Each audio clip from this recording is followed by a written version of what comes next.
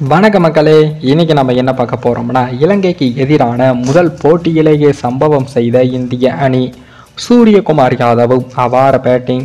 அதாவது இலங்கை சுற்றுப்பயணம் செய்ய உள்ள இந்திய அணி 3 T20 மற்றும் 3 ஒருநாள் போட்டிகள் கொண்ட தொடரில் களமிறங்க இருக்காங்க. இந்த தொடருக்கான அட்டவணை அறிவிக்கப்பட்ட நிலையில் அந்த தொடரில் சில மாற்றங்களையும் BCCI மற்றும் இலங்கை கிரிக்கெட் வாரியம் சேர்ந்து சில மாற்றங்களை தெரிவித்து இருக்காங்க. ஆசிய கோப்பை தொடருக்கு பின் இந்திய அணி முதல் முறையாக இலங்கைக்கு சுற்றுப்பயணமும் மேற்கொள்ள இருக்காங்க. இலங்கைக்கு செல்லும் இந்திய அணி 3 T20 போட்டிகள் மற்றும் 3 ஒருநாள் போட்டிகளில் விளையாட இருக்காங்க.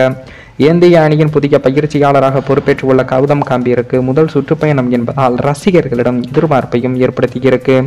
இலங்கை சுற்றுப்பயணத்திற்கான இந்திய அணியின் தேர்வு ஜூலை 22 நடக்கும் என்றும் தெரிய வந்திருக்கு.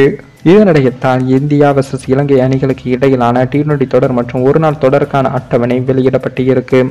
அதன்படி ஜூலை 26 நடக்கும் முதல் T20 போட்டி பாலக்கலை மைதானத்தில் நடக்கும் என்றும் அறிவிக்கப்பட்டு உள்ளது. அதே போல இரண்டாவது T20 போட்டி ஜூலை 27 கடைசி T20 போட்டி ஜூலை 29 அதே மைதானத்தில் தான் நடைபெற இருக்கு.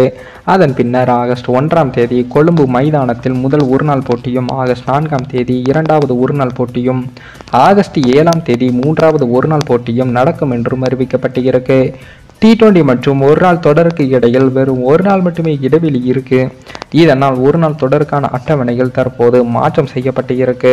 மாற்றம் செய்யப்பட்ட அட்டவணையின்படி ஆகஸ்ட் 2 முதல் ஒரு நாள் போட்டியும், ஆகஸ்ட் 4 இரண்டாவது ஒரு நாள் போட்டியும், ஆகஸ்ட் 7 கடைசி ஒரு நாள் போட்டியும் நடக்க உள்ளது.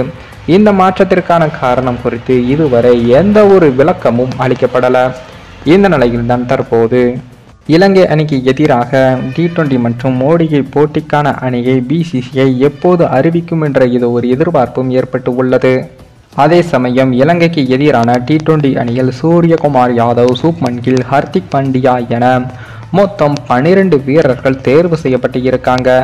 மாற்று வீரர்கள் கூடிய விரைவில் தேர்வு செய்யப்படுவார்கள் என்றும், அதே போல தற்போது தேர்வு செய்யப்பட்டு உள்ள இந்த 12 வீரர்கள் கொண்ட இந்திய அணி தற்போது இலங்கைக்கு எதிராக வார்மப் போட்டியிலும் களமிறங்கி இருக்காங்க.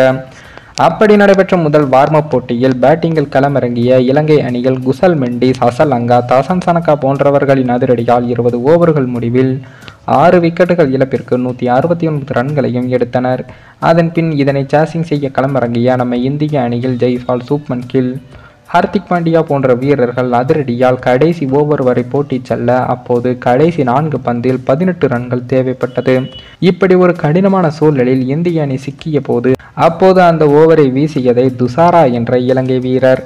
அப்போது களத்தில் நம்ம சூரியகுமார் யாதவ் அவர்கள் முதல் 2 பந்தில் தொடர்ந்து 2 சிக்சர்கள், அடுத்த பந்தில் 2 ரன்கள், கடைசி பந்தில் ஒரு சிக்சர்கள் என்று பெரிய சாட்டுகளை பறக்கவிட்டு இந்திய அணிக்கு ஒரு த்ரில்லரான வெற்றியையும் தேடி கொடுத்து இருக்காரு. மேலும் இந்த வீடியோ ஏதோ ஒரு விதத்தில் உங்களுக்கு பிடித்திருக்கும் என்று நினைக்கிறேன். நம்ம சேனலுக்கு புதிதாக வீடியோ பார்க்கிறீர்கள் என்றால் மறக்காமல் சப்ஸ்கிரைபர் செய்து விட்டு பாருங்கள். இன்னொரு வீடியோவில் சந்திக்கும் வரை நான் உங்கள் தமிழ்.